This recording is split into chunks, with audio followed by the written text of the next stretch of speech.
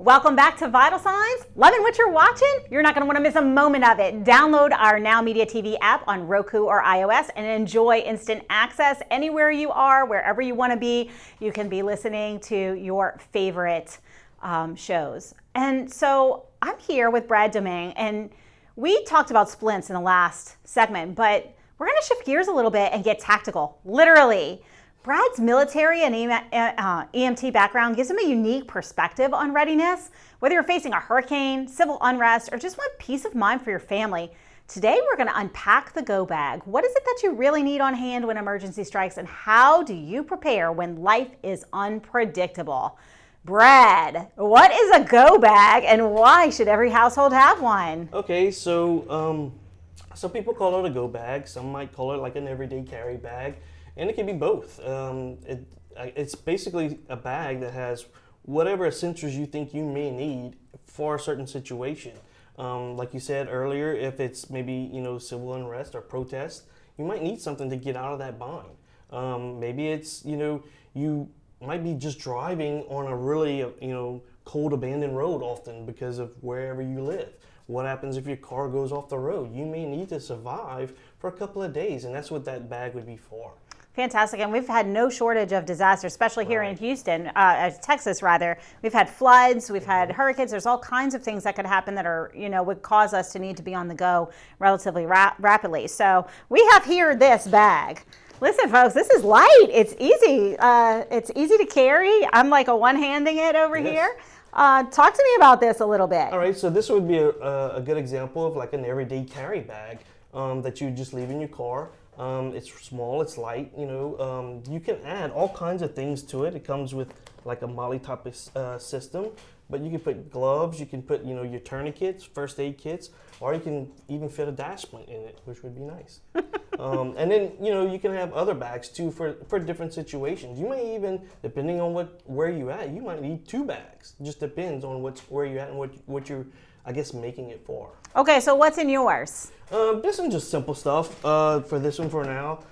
For maybe like your, protest type of thing, I have bear spray actually, which you never know. If you get surrounded, in your car and you need to get out, you don't want to physically get out of it, so you can crack your window, spray some bear spray in there. That should get some people out of there because they're not going to like not being able to breathe, and they're not going to like their eyes burning. So that's one thing. You can also put, if you have a concealed license, you can conceal your weapon in there. First aid kit, tourniquet is another one. I have a tourniquet right here. Flashlight, I have a flashlight in there. Even something that I learned from John McAfee, that's where I got the idea for the bear spray too, is you can use like smoke, like orange smoke. So when you spray someone with bear spray, they're going to turn orange. So if you would release orange smoke and then you spray that, anyone that's around your car is going to think it's that orange smoke, and they're going to get away. And that's what you want. You want them to get away so you can get away. So that would be another thing inside as well. So a bug out bag, but I learned, folks, in the break that not only does Brad do this, but when he found out we were going to talk about the go bag, his wife put together a bag, and we don't know what's in it yet, but we're going to see how someone married to this expert does with her go bag. Right. So let's see. Sometimes you always think that is your spouse really listening? So I guess we get to see. And she's usually, I'll be honest. Whoa! Well, she got something emergency-wise. I don't even know. So she's got something to warn people. It's a flashlight. And I don't know how to turn it off. There you go. So, well, we definitely woke up today. Right. So she's ready for that and a flashlight. Looks like she has something that you can cut a seatbelt with. So if you're in your car, also break the glass. You might need that if your car is flooding. So she has a little camping light. Let's see what else she's got in here. Oh, that's a good choice too. She has a solar power, panel, which you can use to maybe even charge that light back up, or your phone. And then it even has a compass on it. Man, that's pretty good. She did good, though. Oh, his wife did good. she's- Look, she must be She's doing listening. good. She's doing real good. That's some filter pads. Let's see what this is. That's another one. So, like I was saying, you might be driving down the road and you lose control. You're in the snow. You got to be there for a while. You might have to drink whatever water you can find. And she has some chlorine like tabs like to help purify the water. So she was thinking there. She's doing pretty good. Let's see what else. I don't know if I listen to my husband this well. Right. How about you No, folks? she's doing great. She's really doing great. Let's see. So you've got something to alert an emergency, something for Yeah. people to find you or to scare people off. Right. She got alcohol prep pads, so in case you get injured. Pain relieving cleansing spray. So again, like to help clean for wounds if you got hurt. Tape. You can always need tape. No matter what's going on there. Let's see. I know what everybody's wondering, Brad. Is your wife ex-military as well? No, not at all. She is not. So Not at all. this is an everyday one of us. Just anybody could Right. be putting this together. I think the biggest and most important takeaway that I'm hearing is make sure that you have what you need to survive.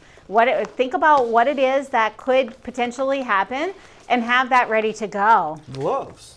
Well, she's like on it, like different types of gloves. You never know. You might need to build something while you're stuck out there, like a shelter or whatever, and then she's got the gloves. And then it looks like I think only a woman would think about that because Yeah. I think about that too. I know, but I like I don't it. want to destroy my hands. But I like it. It's a great idea. She even has some books in here, which are pretty popular if you ever see them. So talk to us about these resources because I've seen a lot online.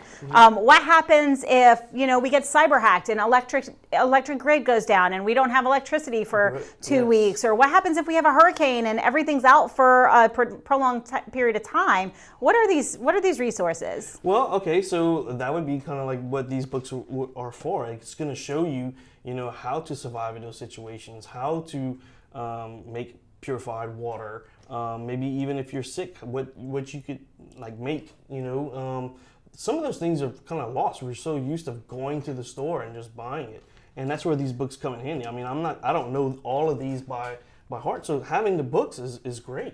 It's a great idea. So we have a bug end guide for.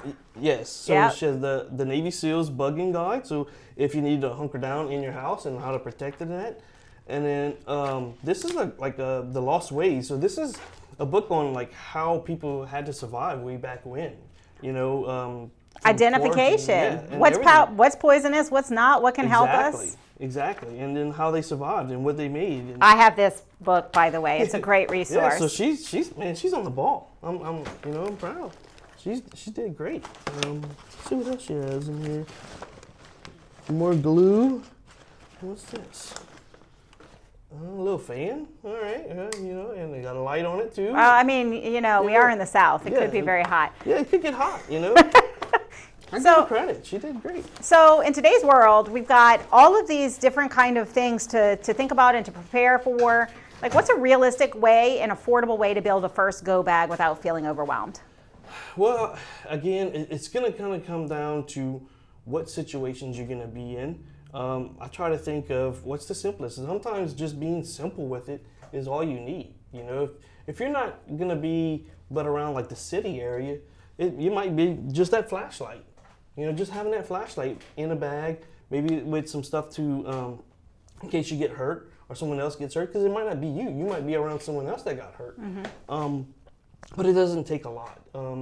It's really situational on where you live and what you're preparing for.